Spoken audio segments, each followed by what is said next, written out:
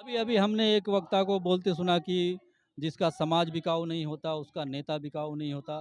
क्या आप मानते हैं नेता बिकाऊ है? नेता तो बिकाऊ है ही है। जिसके विरोध में बोल रहा है उसी पार्टी में जाकर वो सम्मिलित हो जा रहा है, समाज को धोखा दे रहा है। आप कह रहे हैं सर नेता बिके हुए हैं। हाँ, बिके। आप कह रहे हैं नेता बिके हुए हैं, एससी एसटी के नेता बिके हुए हैं। तो आप क्या कहना चाह रहे हैं? नहीं, हम ये कहना चाह रहे हैं कि कैसे बिके हुए हैं? आपके लिए कानून बनाने का काम कर रहे हैं, आपका रिप्रेजेंटेशन दे रहे हैं वो। हाँ, इस सरकार में जो कानून बने हैं, जून 2020 में जब लॉकडाउन था तो बीजेपी की सरकार ने 3 कानून बनाए। पहला कानून बनाया किसानों के विरोध में कि किसान अनाज तो पैदा करेगा लेकिन रेट नहीं लगाएगा, ये बढ़िया कानून।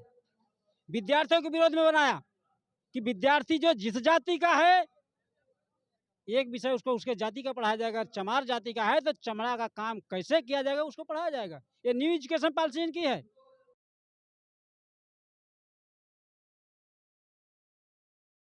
नमस्कार, मैं हूं विनोद कुमार देव। आप देख रहे हैं डेमोक्रेट्स मैन। साथियों, इस समय हम गोरखपुर में हैं और एरिया है ये तारामंडल सत्यम लॉन जगह है ये। और मेरे आसपास देख रहे हैं कि काफ़ी लोग लंच कर रहे हैं और हम जानना चाहते हैं कि ये किस लिए कार्यक्रम है। इस कार्यक्रम में क्या कुछ संदेश दिया गया है। हमारे साथ एक साथी हैं, आइए उनसे बातचीत करने का प्रयास करते हैं। सर, परिचय बता देंगे? मेरा नाम दल सिंगार कुशवाहा है और राष्ट्रीय पिछड़ा वन मोर्चा का मैं प्रदेश महासचिव। क्या कार्यक्रम है सर आज यहाँ? यह बहुजन मुक्ति पार्टी का जो है राज्य अधिवेशन हो रहा है, उसी में हम लोग आए हुए हैं। तो इस अधिवेशन में मकसद क्या है इसका? अब मतलब यही है कि भारत के मूल निवासियों को सही शुद्ध राजनीतिक विकल्प दिया जाए कि जो भारत में आप देखे होंगे तमाम सी राजनीतिक पार्टियां हैं, ये पार्टियां कहीं में कहीं मिलावट हैं। बहुत ऐसे लोग हैं जैसे मान लीजिए अभी सपा है, बसपा है, कांग्रेस है, बीजेपी है, ये सभी में ब्राह्मण मिले हुए हैं। पर भारत की पहली ऐसी राजनीतिक पार्टी जो बहुजन मुक्ति पार्टी है, जो गैर ब्राह्मण राजनीतिक पार्टी। नहीं, ब्राह्मणों से प्रॉब्लम क्या है? ब्राह्मणों से प्रॉब्लम यह है कि जैसे हमें अंग्रेजों से प्रॉब्लम था उसी तरह ब्राह्मणों से है। ब्राह्मण इस देश में एससी एसटी ओबीसी को हिस्सेदारी देना नहीं चाहते हैं। ब्राह्मण जो है इस देश में संविधान को नहीं मानते हैं, वो गोलवरकर का लिखा हुआ जांच ऑफ ठाट को मानते हैं। उनका कहना है कि इस देश में जो है, जैसे गोलवरकर कहते हैं कि इस देश में लोकतंत्र नहीं राजतंत्र होना चाहिए। इस देश का झंडा तिरंगा नहीं भगवा होना चाहिए। एससी एसटी ओबीसी के बच्चों को बढ़िया शिक्षा नहीं होना चाहिए।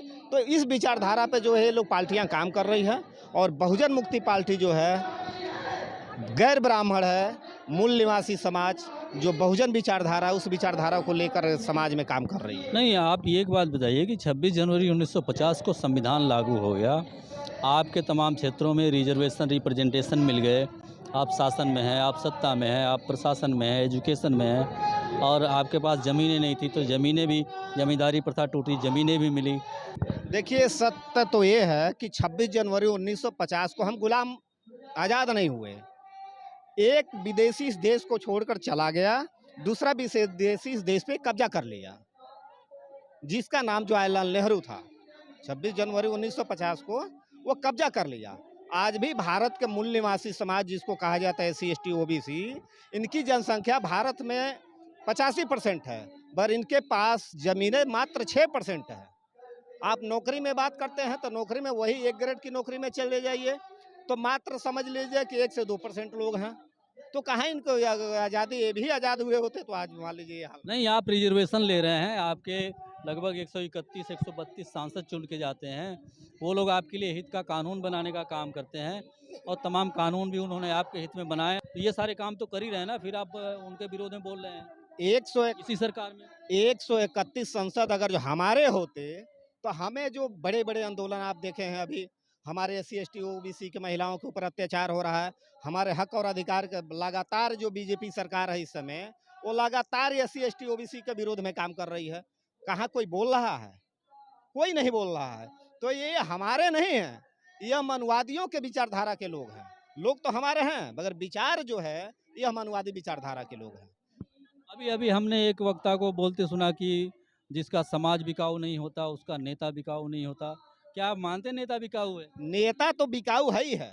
जिसके विरोध में बोल रहा है उसी पार्टी में जाकर वो सम्मिलित हो जा रहा है, समाज को धोखा दे रहा है, समाज को धोखा दे रहा है।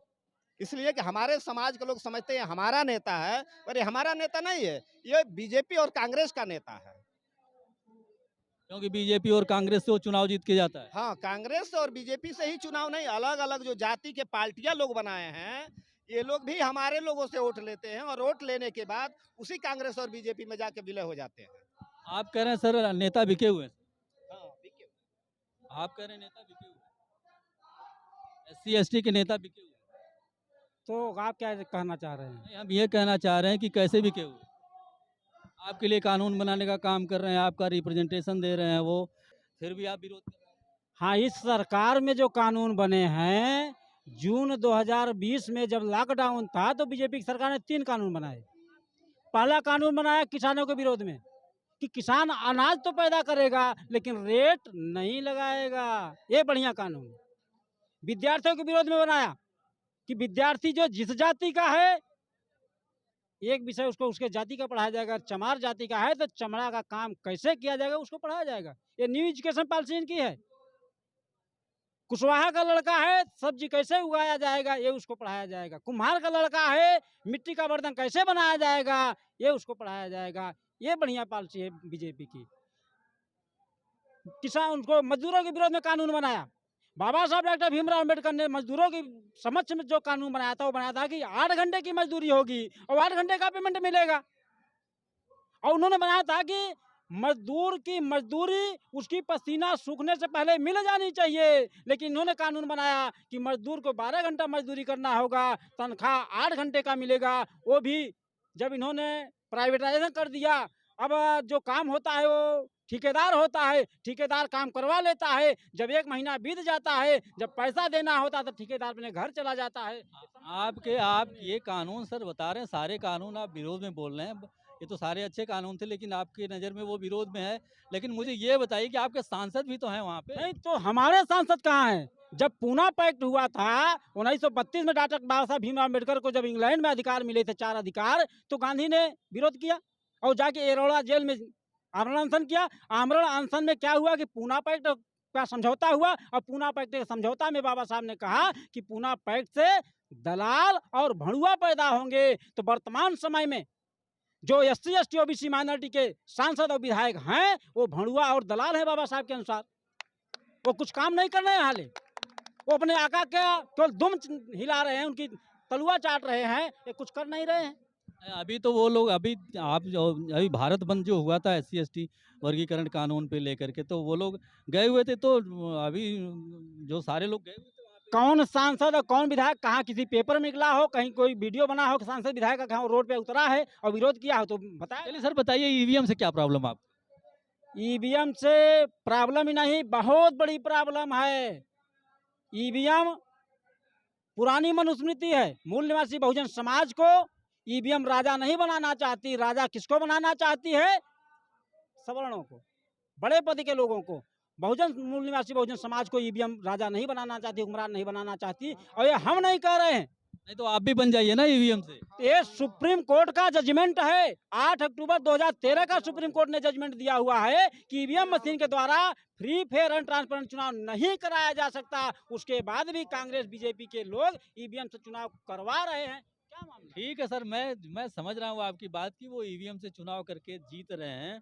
तो EVM से चुनाव, आप भी चुनाव जीतिए ना, EVM से क्या प्रॉब्लम है? नहीं तो हमारी जब वहाँ शासन सत्ता में हम है ही नहीं है, शासन सत्ता में कांग्रेस और बीजेपी है, बीजेपी और कांग्रेस है, तो कांग्रेस बीजेपी, बीजेपी कांग्रेस कर रहे हैं। हम कहाँ शासन सत्ता में है? जिस दिन बहुजन मुक्ति पार्टी शासन सत्ता में आएगी, EVM को उखाड़ को फेंक दिया जाएगा, बैलेट पेपर से चुनाव होगा। जो संविधान में लिखा हुआ है कि चुनाव निष्पक्ष पारदर्शी होना चाहिए।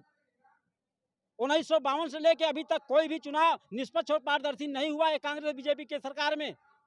ये चुनाव नहीं कराना चाहते, तानाशाही चला रहे हैं, तानाशाही कर रहे हैं। इसलिए EVM बहुत बड़ा घोटाला है, ये कहा जा सकता है। क्या बोलेंगे सर EVM पे? आप भी बुद्धिजीवी वर्ग से आते हैं, तो हम जानना चाहेंगे कि क्या बोलेंगे सर? मैं कृपाशंकर प्रसाद, एडवोकेट हाई कोर्ट।